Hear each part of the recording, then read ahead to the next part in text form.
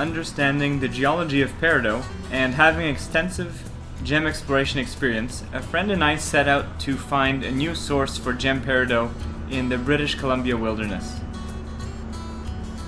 We drove hundreds of kilometers and had a vehicle breakdown. After about 4 hours of delay, we were finally back on the road with a rental car. We followed winding Forest Service roads for hours and finally approached our first trailhead. Unfortunately, there was a lot of snow and it was still too deep to hike in this area. We decided to drive to our next exploration target and set up camp at midnight.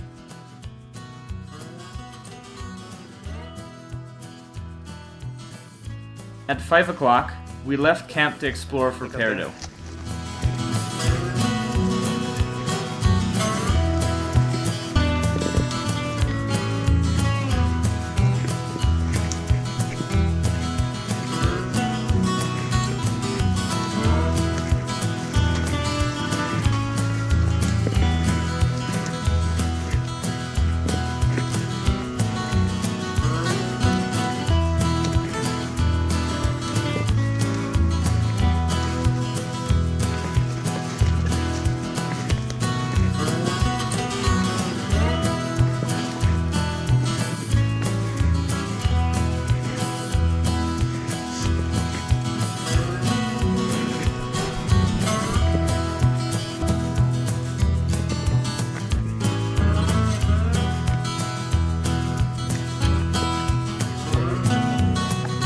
Maybe. Oh yeah? Ooh.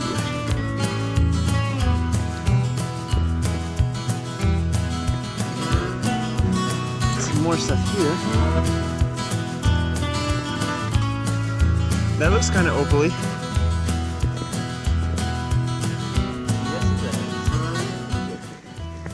The basalt contained agate and common opal, but it was the wrong type of basalt for peridot. It wasn't a dark alkali basalt.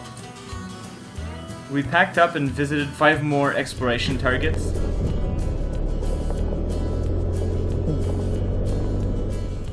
One basalt outcrop seemed more promising.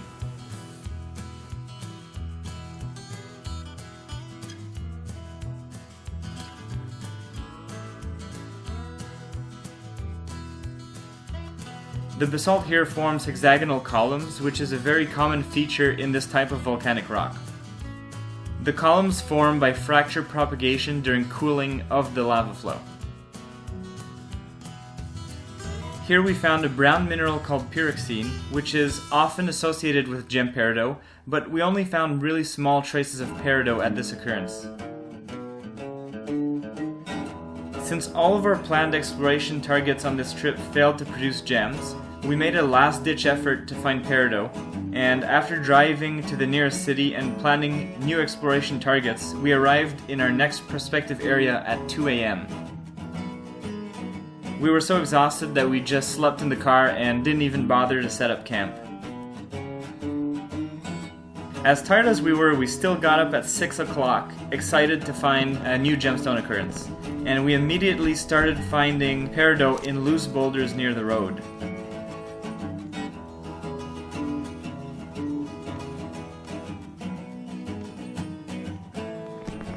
We decided to hike to our first exploration target, a small talus in the forest.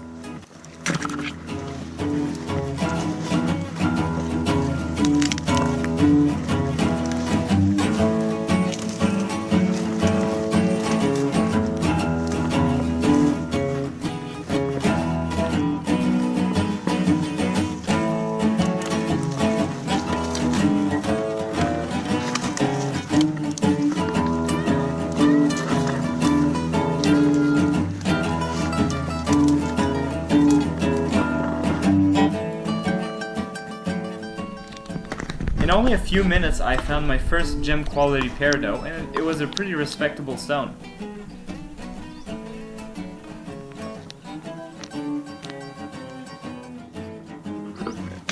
A small peridotite xenolith at the top of the talus contained transparent pieces of peridot that could cut stones to about probably 0.8 carats. You can see in the boulder there's a finer grained peridotite xenolith, and I'm working the small, coarser grain one which contains the good gem material.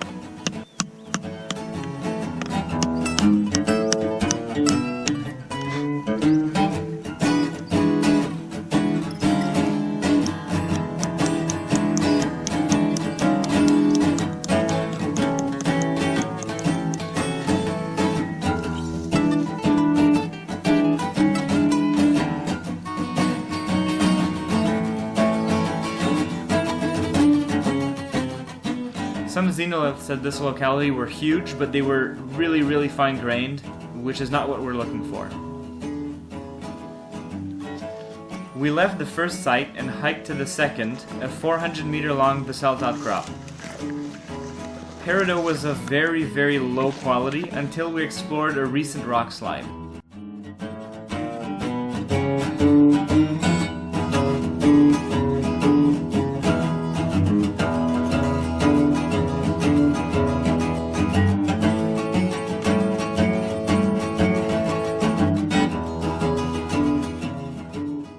In this rock slide, we found a huge, coarse-grained peridotite xenolith that broke in 5 pieces. That's a super coarse xenolith with peridot.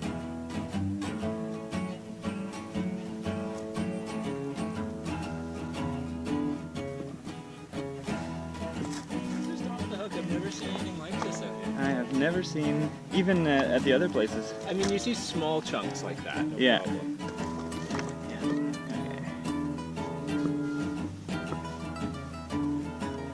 It's unbelievable.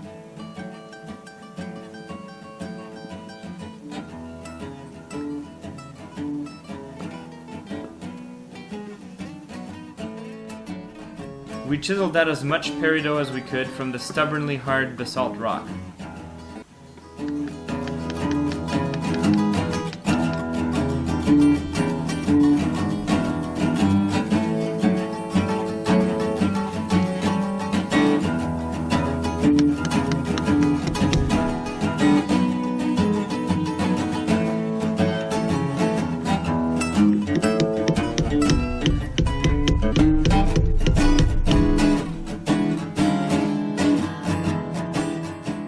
Back in civilization, I broke and sieved the peridotite fragments collected at the second peridot occurrence.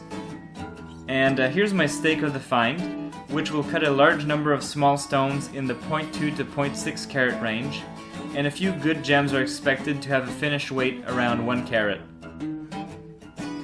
The best piece of rough contains no inclusions and weighs 7 carats.